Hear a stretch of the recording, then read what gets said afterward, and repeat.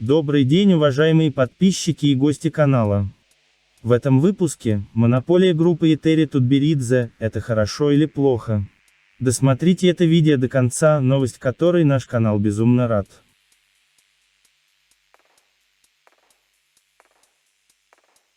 Друзья, хочу вас ознакомить вот с этой статьей Спорт-Экспресса, размышления о монополии группы Этери Тутберидзе.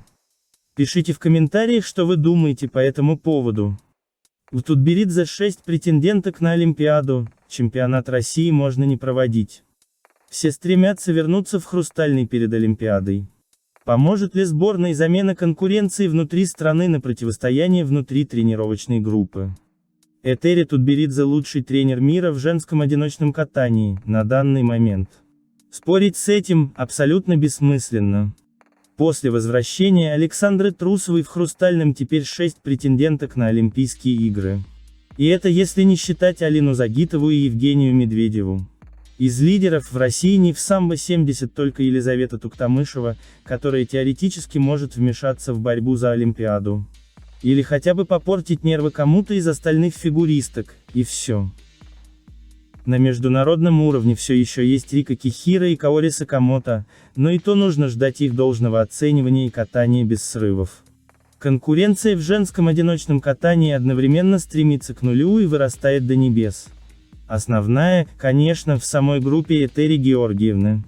А вот на российских и международных соревнованиях борьбы между штабами, городами или странами уже практически никакой не будет.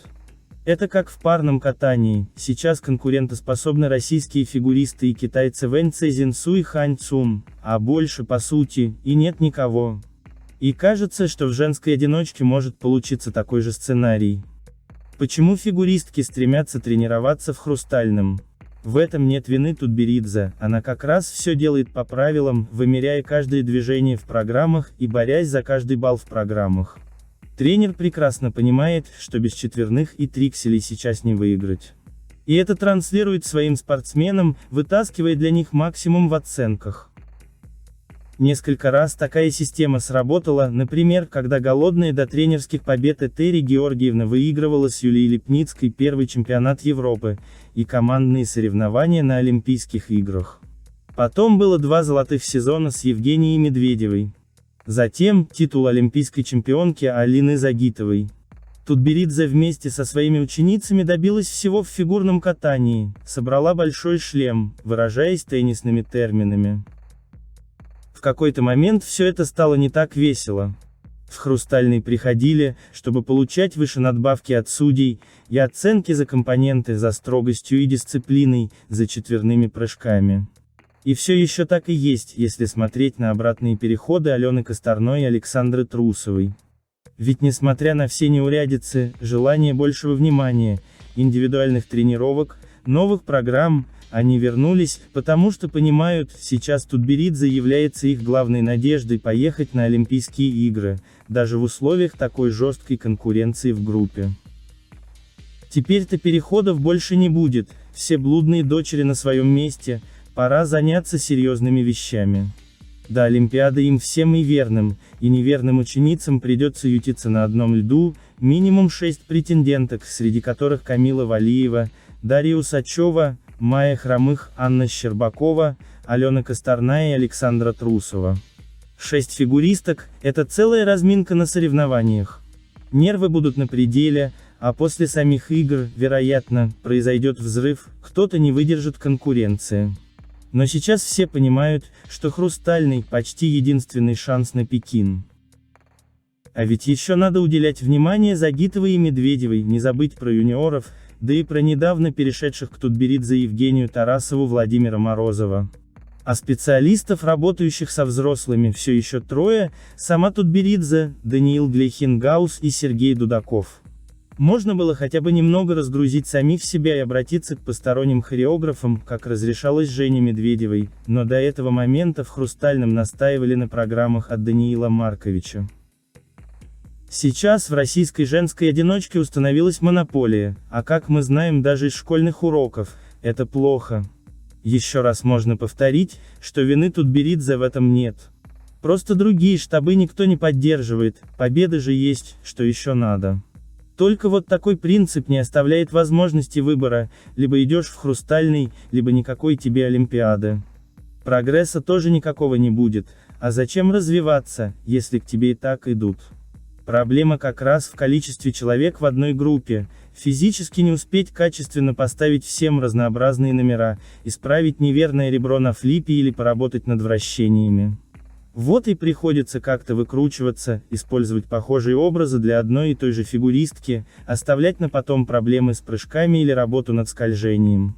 И это не очень хорошо для самих спортсменов, при должном внимании они могли бы блистать еще сильнее. Но Тутберидзе возможно, самой это не очень интересно, ее ученицы выигрывают, но не важно, кто именно. Помните, как Этери Георгиевна сидела в Kiss and Cry с Юлией Липницкой или Женей Медведевой, радовалась оценкам и крутым прокатам? Сейчас, кажется, ей стало немного менее интересно, неспроста у нее в группе появились трехкратные чемпионы России в парном катании.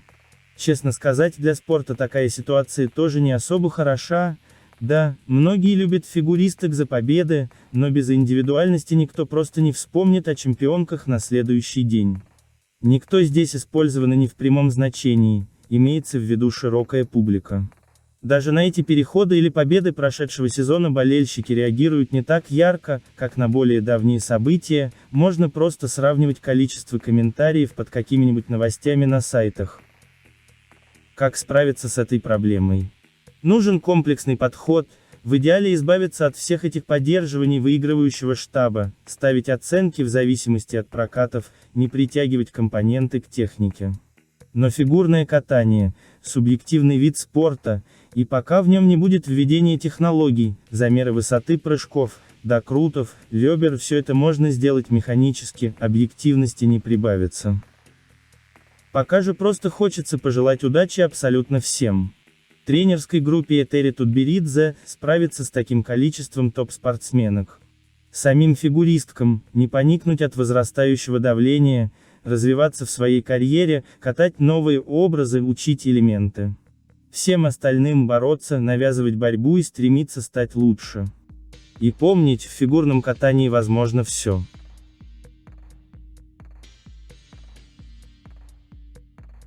Друзья, а вот этой новости наш канал безумно рад, и огромное уважение и большое спасибо за такую четкую формулировку Елене Буяновой. Тренер Академии Евгения Плющенко Сергей Розанов пытался уйти на работу в ЦСКА к Елене Буяновой. Переход мог состояться в конце февраля-начале марта, когда решался вопрос с возвращением Алены Косторной к Этери Тутберидзе. Розанов получил категоричный отказ от Буяновой. Елена Буянова, старший тренер ЦСКА по фигурному катанию, подтвердила информацию о том, что отказала в работе тренеру Сергею Розанову. «Да, не взяла, не хочу повторять ошибок других тренеров, потому что этот человек не вызывает доверия», сообщила Елена Буянова. Сергей Розанов перешел в Академию Плющенко в 2020 году после ухода из тренерского штаба Тутберидзе, в котором он работал с 2017 года.